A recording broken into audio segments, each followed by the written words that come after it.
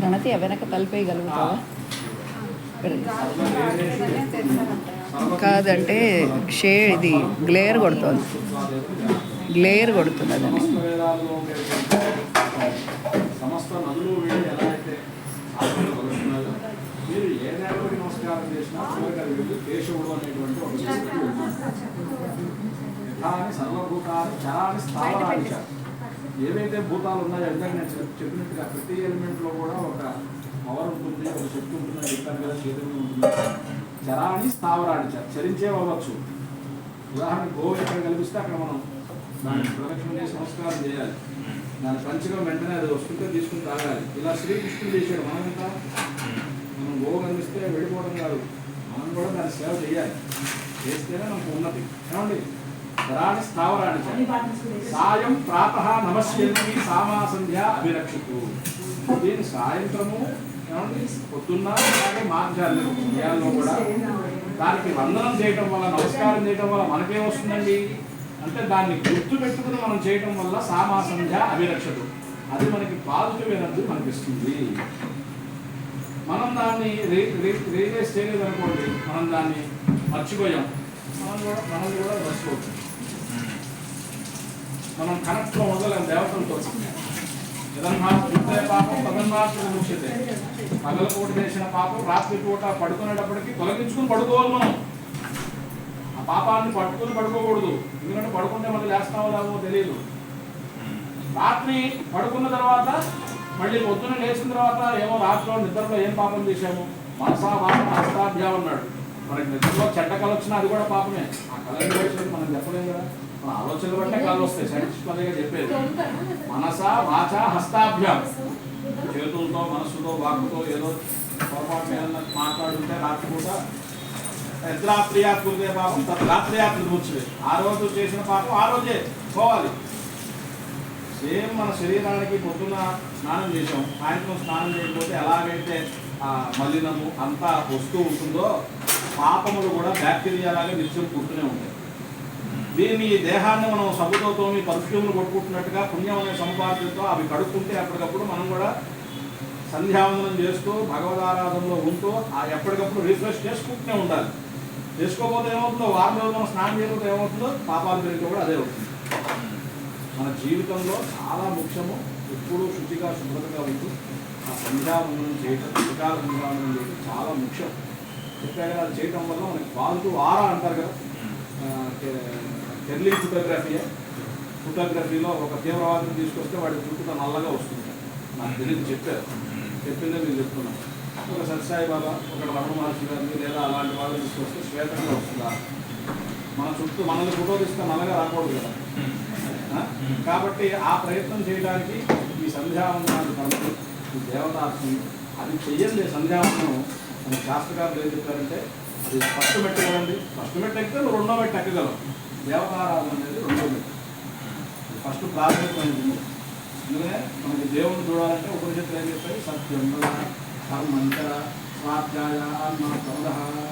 ఇంత దేవతార్చన చేసి ఇంత సంధ్యావందనం చేసి మనం అసత్యం చెప్పామనుకోండి అయిపోయి. ఫస్ట్ సత్యం పలకడం నేర్చుకోవాలి, ఫస్ట్ స్టెప్ అన్నారు. రెండు ధర్మంచర, ధర్మంలోనే ఇవన్నీ వచ్చాయి.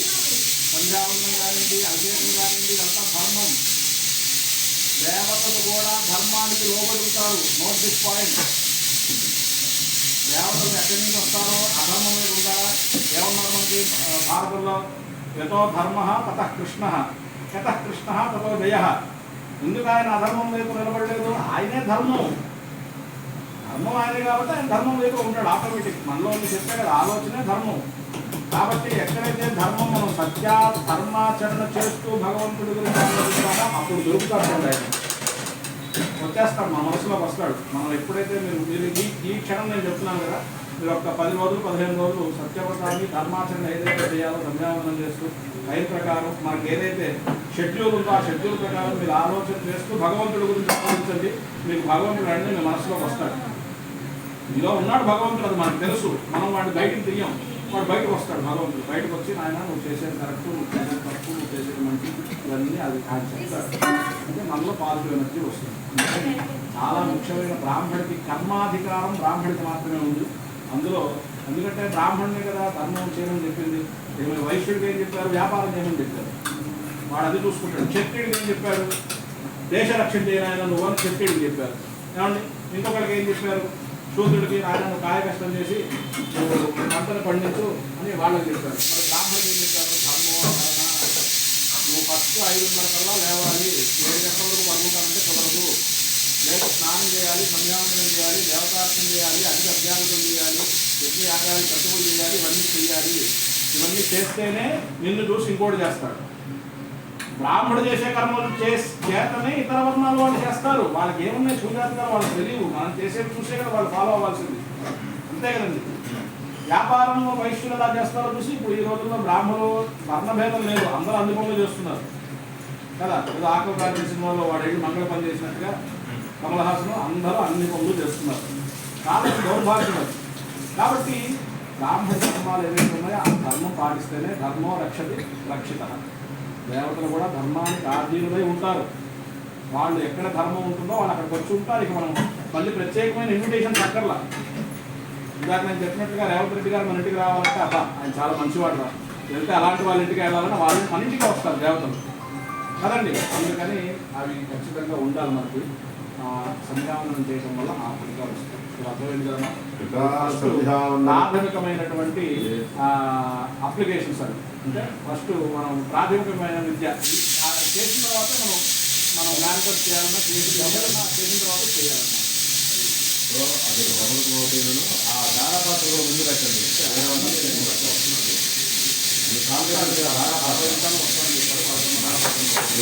ధారాపాత్ర ముందు పెట్టండి. ఎవరో ఒకరు అదే కొంచెం అది ముందు పెట్టండి. ఒకరు దాని నిండా నీళ్లు పోసుకుని ఒక దాని మీద ఇదిగో దక్షిణాభోగం శకం ఒకటి. త్రికాల సంధ్యావందనం చేసేటువంటి వాళ్ళకి సాధ్యం కానిది ఏమీ చేయదు ప్రపంచంలో. ఇది నాకు చేత కాదనేది లేకుండా ఉంటుంది సంధ్యావందనం అంటే. ఈ సంధ్యావందనంలోనే అన్ని గుణాలు కూడా ఉన్నాయి. అయితే మనం చేసేటువంటి దానిలో గాయత్రి మహామంత్రం అంటే గాయత్రి అంటే ఎవరు చెప్పండి? ఏదో సూర్యుడు, సాక్షాత్తు సూర్య భగవానుడే గాయత్రి. అంటే స్త్రీ స్వరూపంగా మనకు రూపంగా మనకు కనిపిస్తూ ఉంటుంది. ముక్తా విద్రుమ హేమనీల ధవల ఛాయం కైశ్రీకరేతాంతర్వర్ణాత్మిక గాయత్రి వరదాభయాన్ కృషకశాస్త్రాలు ఇలా ఉన్నాయి, ముఖాలు ఇలా ఉన్నాయి, ఇన్ని పాదాలతో ఉందని మనకి ఈ శ్లోకంలో చెప్తుంటూ వస్తుంటారు. కానీ గాయత్రి అనేటువంటిది స్త్రీ పర్యాయంగా ఫోటోలు కనబడుతున్నాయి. కానీ మంత్ర పర్యాయంగా చూస్తే సూర్య భగవానుడే గాయత్రి. అందువల్ల సత్ సవితుహు తత్ సవితుహు అన్నారు. సవితుహు అంటే సవితామూర్తి సూర్యదేవ అని చెప్పి ప్రారంభమవుతుంది. తత్ సవితుర్వరేణ్యం భర్గో దేవస్య ధీమహి ధియో యో నః ప్రచోదయాత్ యాతు ప్రచోదనః యో యో ధీమహి దీర్ఘో భయన్నిరేర్వతరిక్షతా స్వభావో. అనులోమము విలోమము రెండు రకాలుగా సాధన చేయగలగాలి. రెండు రకాలుగా సాధన చేస్తే సాధన చేసిన దాన్ని బట్టి మీకు త్రికాల సంధ్యావందనం చేసేవాడికి సాధ్యం కావడం లేదు. ఇప్పుడు నోట్లో సంధ్యావందనం పలుకుతూ ఉంటే గాయత్రి జపం ఎప్పుడైతే నోట్లో పలుకుతుందో వాక్ సిద్ధిస్తుంది. సిద్ధించింది ఏదైతే అవుతుందో వాక్ శుద్ధి వచ్చి వాక్ శుద్ధి ద్వారా వాక్ సిద్ధి అనేది కలుగుతూ ఉంటుంది. కాబట్టి సంధ్యావందనం గాయత్రి మహామంత్రాన్ని ఎప్పుడు కూడా వర్చస్సు పెరుగుతుంది. అనుకున్నది ఏదైనా అపశృతి నోట్లో నుంచి జరగడానికి జరిగే చోటు కూడా వారి నోటితో ఏం కాదన్నారు అనుకోండి, ఆ జపం ఎప్పుడైతే జపిస్తూ ఉంటారో ఆ శక్తి ద్వారా ఇప్పుడు చాలామంది చూడండి చాలామంది జ్యోతిష్యం చెబుతుంటారే, జాతకాలు చెప్పే వాళ్ళలో కూడా ఒక అనుష్ఠాన పరుడు కనుక వచ్చి ఇంకేం కాదులేరా బ్రహ్మాండం అని అన్నారు అనుకోండి, వెళ్ళిపోతుంది. గాయత్రి జపం చేసి ఉన్నారు కదా అనుష్ఠాన బలం, ఇంకేం కాదురా ఏం గ్రహాలు ఏం చేయవురా అన్నాడు అనుకోండి. గ్రహాలు కూడా బ్రహ్మాన్ని విష్ణు శివుడు కూడా పెట్టారు. ఇందాక చెప్పినట్టుగా శివుడి దగ్గర కూడా వెళ్ళి పెట్టాడు. శివ భగవాన్ పట్టంది ఇద్దరిని పట్టల. ఆ ఇద్దరు ఎవరు? ఒకళ్ళు ఆంజనేయ స్వామిని పట్టల. అందుకని ఆంజనేయ స్వామి తోకలోకి వెళ్ళి ప్రవేశిస్తే చాలా ఇబ్బంది పెడతారు. ఆంజనేయ స్వామి నువ్వు నా గురుపుత్రుడు కాబట్టి నేను వదిలేస్తున్నా, లేకపోతే నేను తాట తీస్తా అంటాడు ఆంజనేయ స్వామి. సరే ఆంజనేయ స్వామి శక్తితో అది పట్టలేకపోయాడు. వినాయకుడిని పట్టలేకపోయాడు. వినాయకుడు ఏం చేశాడు? బుద్ధి బలంతో ఏం చేశాడు? ఆయన నువ్వు రేపు నీ టైం వచ్చింది, దీని జాతకంలో నేను వస్తున్నాను అని చెప్పి శని భగవాన్ అన్నాడు. సరే శనిదేవా రండి, ఏం పర్వాలేదే, రేపు రండి అని చెప్పి నువ్వు బోర్డు ఇంటి బయట పెట్టాడు. ఆ రోజు ఎప్పుడు వస్తుంది? రేపు రండి అని చెప్తాడు. బాగా వస్తున్నాడు, బోర్డు చూశాడు, వెళ్ళిపోయాడు. మళ్ళీ మరుసటి రోజు రమ్మన్నాడు. మళ్ళీ మరుసటి రోజు వస్తే ఆ బోర్డు ఏమైనా మారిందా? అలాగే ఉండిపోయింది. ఆయన తెలివిగా బుద్ధి ఉంది కాబట్టి ఆ గణపతిని అలా తప్పుకున్నాడు. కానీ శని భగవాన్ ఎవరు తప్పించుకోలేకపోయారు. కాబట్టి ఎటువంటి ఈ బాధలు ఎలా ఉన్నప్పటికీ కూడా ఈ గాయత్రి మహామంత్రాన్ని జపించిన వాళ్ళకి సాధ్యము కానిది ఏదీ ఉండదు. అంత శక్తివంతమైనటువంటి ఆంజనేయ స్వామి కూడా నవవ్యాకరణాలు చదువుకున్నారండి. దాని సంధ్యావందనం ఏ సమయంలో చేయాలో తెలియదు. సరే ద్వాపరయుగంలో శ్రీకృష్ణ భగవానుడు పిల్లలతో ఆడుకుంటూ వస్తుంటే, సరే అది జగద్గురువు కదా, ఇంకన్నీ తెలుస్తుంది అని చెప్పి ఆంజనేయ స్వామి వచ్చి శ్రీకృష్ణుడి దగ్గరికి వచ్చి అడుగుదాన్ని సంధ్యా కాలాలు ఏమిటి అని. అంటే ఈయన వచ్చినది ముందే గ్రహించాడు కృష్ణ పరమాత్మ. ఆయన వస్తున్నప్పుడు గ్రహించి, నాయన చూడక తిరక్క చూసి కొట్టరా అని ఒక చిన్నగా చిలిపిగా ఒక మాట ఆంజనేయ స్వామిని చూసి వెళ్ళిపోయాడు. ఆయన అన్నీ తెలుసు కాబట్టి ఆయన అర్థం చేసుకోగలిగాడు. దాని ఆంతర్యం ఏమిటి అంటే, చూడండి, మీ గురించి టైం ఏమి ఆగదు, సమయం ఆగదు. సమయానికి ఆయన దేవుళ్ళు కూడా ఏం చేయలేదు, కాలపురుషుడు. కాబట్టి పొద్దున కూడా సంధ్యావందనం ఎప్పుడు చేయాలి? చూడక, సూర్య భగవాన్ని చూడకుండానే సంధ్యావందనం మగవాళ్ళని చేసేయాలి. సూర్యోదయ సూర్యాస్తమయాల్లో నిద్రించరాదు. ఏం పని చేయకపోయినా పర్వాలేదు, కానీ పడుకోకూడదు. పక్క బట్టల మీద మాత్రం అసహ్యంగా ఉండకూడదు. లేచి కూర్చుని కూర్చోదు. సంధ్యా సమయాలలో అంటే ఉదయం కావచ్చు, సాయంత్రం సూర్యాస్తమయం కావచ్చు. కాబట్టి దీంట్లో ఉండేటువంటి భాగంలో చూడక అంటే సూర్య భగవాన్ని చూడకుండా సంధ్యావందనం చేయండి.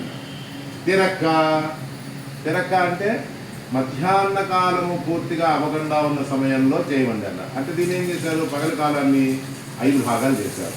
ప్రాతకాలము, సంగమ కాలము, మధ్యాహ్న కాలము, అపరాహ్న కాలము, సాయంకాలం. ఈ 5 భాగాల్లో మధ్యాహ్న కాలం దాటిన తర్వాత అపరాహ్న కాలం దాకా ఉండకుండా సంధ్యావందనం చేయాలి. అపరాహ్నం వల్ల పితృదేవతలకు ఇచ్చారుగా, ఆ టైంలో మళ్ళీ ఇక్కడ సంధ్యావందనం చేసేది. కాబట్టి మధ్యాహ్నం పూట తిరగకుండానే సంధ్యావందనం మధ్యాహ్నం పూట కూడా చేయాలి. చూసి కొట్టరా అన్నాడు. అంటే సూర్యుడు ఉండంగా సాయంత్రం పూట సంధ్యావందనం చేయాలి. అస్తమించిన తర్వాత ఎప్పుడో 8 9 సంధ్యావందనం కాదు చేసేది. చూడక తిరక్క చూసి కొట్టరా. 12 దాటకుండా 11 నుంచి 11:30 ఆ సమయాలు. అయితే ఒకటి సంధ్యావందనం చేయొద్దని ఎవరో చేయొద్దని భూప్రపంచంలో ఎవరు చెప్పలే కానివ్వండి. ఒకవేళ సంధ్యావందనం చేయడానికి కాలధర్మంగా ఒకవేళ చేయడానికి కుదరకపోతే కనుక కనీసం సంధ్యాకయాల్లో గంగాన్ని కొనుక్కొని అసలు ఒక 10 నిమిషాలు గాయత్రి జపమైనా ఖచ్చితంగా చేయగలగాలి. జపాన్ని ఎప్పుడు విస్మరించకూడదు. అది జపం విషయాన్ని కదా అనుష్ఠానం విషయాన్ని చెప్పుకోవచ్చు. అది సంధ్యావందనం చేయాలి, చేయొద్దని మేమేమో అనకూడదు. కుదరిన పక్షాలు గాయత్రి జపమైన మాత్రం ఎప్పుడైనా కూడా చేయించాలి. నా గాయత్రి సమోమంత్రం అని మీ పొద్దున వచ్చిందని చెప్పాను కదా. నా గాయత్రి సమోమంత్రం నా కాశీ సదృశీపురి. మంత్రాలలో గాయత్రి మంత్రానికి మించినటువంటి మహామంత్రం ఏదీ లేదు. మీకు శివుణ్ణి కూడా పంచాక్షరి మంత్రం చేయాలంటే గాయత్రి అనుష్ఠానం మన పునాది గట్టిగా ఉండాలంటే గాయత్రి చేస్తేనే శివమునికి లభిస్తాడు. నారాయణ అష్టాక్షరి వస్తుంది, మేధా దక్షిణామూర్తి, స్వర్ణలక్ష్మి, లక్ష్మీ గణపతి, బగలాముఖి, ఇవన్నీ కూడా ఎట్లా వస్తాయి సిద్ధిస్తాయంటే ముందు మీరు గాయత్రి పునాది మీరు ముందు గాయత్రి జపం చేసి ఉంటే అప్పుడు వేరే అనుష్ఠానాలు ఏమి చేసినా కూడా దాని మీద మీకు శక్తి పెరుగుతూ ఉంటుంది.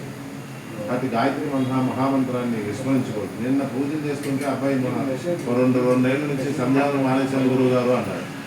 ఆయన అట్లయితే మనం ప్రాయశ్చిత్తం చేసుకుని మళ్ళీ మొదలు పెట్టాలి. డైరెక్ట్గా అసలు ఉపనయనమే చేసుకోమన్నారు. సంధ్యావందనం చేయకపోతే డైరెక్ట్ మళ్ళీ ఉపనయనం. మీకు పిల్లలు కొట్టి పిల్లలకు పెళ్ళిళ్ళైనా కూడా మనవాళ్ళు వచ్చినా కూడా మళ్ళీ ఉపనయనం చేసుకోవాలి.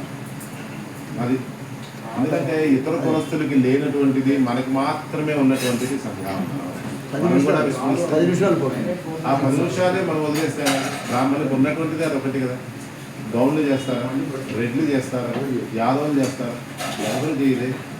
శ్రీకృష్ణ పరమాత్మ అంతటి వాడే చెప్తారు, అయ్యా నాకే బ్రాహ్మణ జన్మ రాలేదే, నేనే యాదవుడు వంశంలో పుట్టానే, బ్రాహ్మణ జన్మ ఎంతో గొప్ప జన్మ. జన్మనా జాయతే శూద్ర కర్మనా జాయతే ద్విజ వేదజ్ఞానేషు విప్రాణం బ్రహ్మజ్ఞానంతో బ్రాహ్మణ. బ్రహ్మజ్ఞానం ఎలా వస్తుంది? మీ సాధన ద్వారానే కదా వచ్చేది, దాని ద్వారా వస్తూ ఉంటుంది. సో సంధ్యావందనం మాత్రం ఎప్పటికీ విస్మరించకండి. మీరు చేస్తూ చేయని వాళ్ళకి కూడా కాస్త ప్రోత్సహించిన ఆయన సంధ్యావందనం చేయగలరు కానీ 10 నిమిషాలు జపమైనా చేయనైనా అసలు ఇప్పుడు పూర్తిగా మానేస్తున్నారండి ప్రతి చోట కూడా. వాడు 10 నిమిషాలు కూర్చుంటే నేర్పితే తర్వాత ఎప్పుడో వాడికి చేసుకునే టైం వాడికి వస్తుంది ఏదో రోజు. ఆ కూర్చునే శక్తి కూడా లేకుండా పరుగుల జీవితంలో ఈ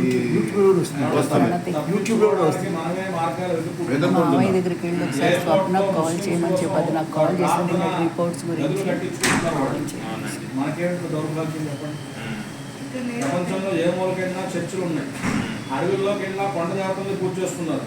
మన హిందువులు మాత్రం అసలు దేవుడు అంటే ఎవరు అంటున్నారు. మనకు పట్టిన దౌర్భాగ్యం. ఎప్పుడు కూడా తప్పించుకోవడానికి ప్రయత్నం చేయకుండా మన ధర్మం మనం ఒకళ్ళు ఎప్పుడు చేస్తూ ఉంటే ఒకళ్ళని చూసి 10 మంది చేస్తారు.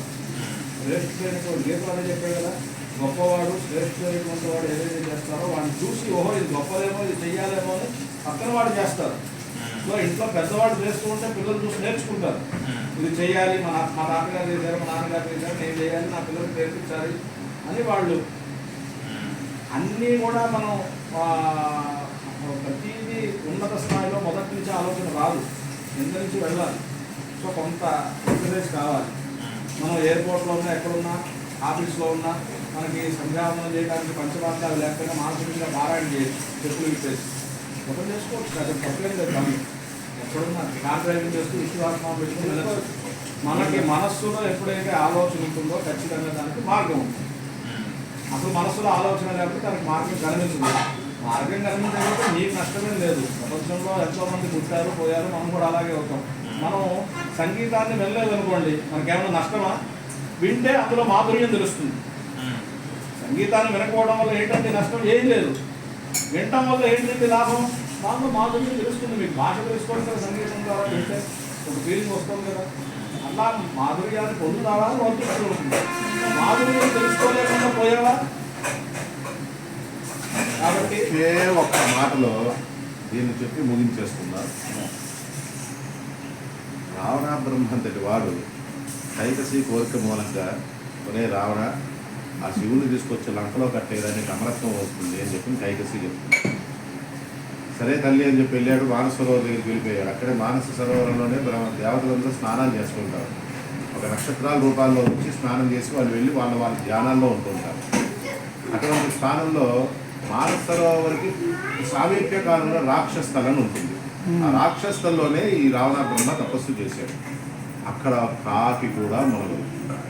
మానస సరోవరంలో దేవతలు కాదు, మనుషులు కాదు, పక్షులు, అగ్ని, యక్ష, గరుడ, గంధర్వ, కిన్నెర, గంధర్వులు అందరూ కూడా స్నానాలు చేస్తారు. రాక్షస్థలంలో మాత్రం ఒక్క కాకి కూడా, పిచ్చుక కూడా మునగదు. అది ఇప్పటికీ అలాగే ఉంది. ఆ రాక్షస్థల్లో కూర్చొని జపం చేసుకున్నాడు, అన్నీ చేసుకున్నాడు, అన్నీ అయిపోయింది. శివుడు వచ్చాడు, ఆత్మలింగం ఇచ్చాడు, తీసుకొని వచ్చేసాడు. వస్తూ ఉండగా మధ్యలో ఏం చేశాడు? వినాయకుడు వచ్చి, నువ్వేం బ్రహ్మవయ్యా, సంధ్యావందనం చేసే సమయం తెలీదా, నువ్వేం బ్రహ్మవయ్య అని చెప్పినసరికి వినాయకుడు భూకైల సినిమా చూడలే, ఒక్క శివలింగాన్ని తీసుకుని పెట్టి భూకర్ణంలో భూమి మీద పెట్టడం జరిగిపోతుంది కదా. ఏముందిరే సంధ్యావందనం అనుకో, నిజంగా రావణ బ్రహ్మ ఆ లింగాన్ని తీసుకుని కైలా లంకకి వెళితే ఈరోజు రావణాసురికి మరణం ఉండేదా చెప్పండి. అసలు ఒక్క మాటలో ఏముంది, ఒక అరగంట ఆగి చేసేస్తే ఏం పోయింది? ఇంటికి లంకకి వెళ్ళి చేస్తారు సంధ్యావందనం, ప్రాయశ్చిత్తం చేసుకొని సంధ్యావందనం చేసుకుంటారులే అని చెప్పి రావణాసుడికి అసలు మరణమే ఉండేది కాదు. శ్రీలంకకి తీసుకెళ్తే మరి సంధ్యావందనంలో ఆయనకే తెలిసిన ఎంత గొప్పగా ఆయన తెలుసు కాబట్టి, సంధ్యలో ఉన్న గుణాలు తెలుసు కాబట్టి, అరే రేరే అపరాధం చేస్తున్నారు. తండ్రి బాబు బాలక ఇదిగో ఇది ఆత్మలింగం నాయన కింద పెట్టవాగా పట్టుకో అని చెప్పి చేస్తే, నాయన రావణ కాస్త నేను పలుకుతాను పలికింది నా బరువు మోయలేకపోతే సరే అదంతా కథ తెలిసింది. కానీ సంధ్యావందనం అనేది సమయం చాలా ప్రధానమైంది. మన 3 గంటలకు ఫ్లైట్ అంటే మన గురించి ఏం ఆగదు, అది వెళ్ళిపోతూ ఉంటుంది, టైం వెళ్ళిపోతూ ఉంటుంది. అట్లా సంధ్యాకాలాల్లో మాత్రం ఖచ్చితంగా సంధ్యావందనం నెరవేర్చండి. చేయని వాళ్ళకి చేయమని చెప్పండి. వాళ్ళు మీరు 100 మందిలో 100 మందికి చెప్తే ఒక్కడు ఆచరించినా కూడా అది పుణ్యమే. ఎవరికో ఒక జ్ఞానోదయం కలిగి చేసినా కూడా అది మనకు ఒక పుణ్యంగా మనకి మారి అది మనకి మీరు కాదు కదా. ఇప్పుడు మీ నాన్నగారు చేసిన పుణ్యం అయితే మిమ్మల్ని రక్షిస్తూ ఉన్నది. మీరు చేసే పుణ్యం నెక్స్ట్ జనరేషన్ మీ పిల్లలకు కూడా అది యాడ్ అవుతూ ఉంటుంది. 100%. ఖచ్చితంగా వాళ్ళు మంచి భాగంలో ఉన్నత స్థితికి వెళ్తూ ఉంటారు. కాబట్టి మనం మంచి ధర్మంగా ఉన్నాడు కాబట్టి కేవలం ధర్మరాజు మహాభారతంలో ఆయన ఒక్కడే స్వర్గానికి శరీరంతో వెళ్ళగలిగాడు. కృష్ణ పరమాత్మ వెళ్ళాడండి. అర్జునుడు తక్కువ వాడకని నరనారాయణుడే కదా. మరి నరనారాయణలో మరి అర్జునుడు వెళ్ళగలిగాడు శరీరంతో? కృష్ణుడే వెళ్ళలేకపోయాడు, జగద్గురువే వెళ్ళలేకపోయాడు. అటువంటిది ధర్మరాజు ఒక్కడు మాత్రం శరీరంతో స్వర్గారోహణ చేశాడు. ఎందువల్ల చేయగలిగాడు అంటే ధర్మాన్ని ఆచరించాడు. కాబట్టి ధర్మాన్ని మనం ఇప్పుడు కూడా విస్మరించాలి. ఎన్ని శాస్త్రాలు చెప్పినా ధర్మార్థ కామ మోక్షాలు, ధర్మేచ అర్థేచ కావేచ వివాహంలో ప్రమాణికాలు, ధర్మక్షేత్రే కురుక్షేత్రే సమవేత యుయోత్సవ భగవద్గీతలో ఫస్ట్ పుస్తకం దేంతో స్టార్ట్ అయింది? ధర్మంతోనే ప్రారంభమైంది. అంటే ధర్మాన్ని వేడకుండా మీరు ఆచరించే వాళ్ళని ఆచరింపజేసేట్టుగా మీరు చేయగలిగితే మనం చెప్పేగా 100 మందిలో ఒక్కడు మారినా అది దేశానికి చాలా మంచి ఉపయోగం ఉంటుంది. మీకే వస్తుంది. వాళ్ళు ఆ అబ్బాయికి జ్ఞానోదయం కలిగితే ఆయన 10 మందికి చెప్తే ఒక్కడు చేసిన అలా ఎక్కడో ఒకరు మళ్ళా పుంజుకుంటూ ఉంటుంది అన్నమాట. కూర్చుంటే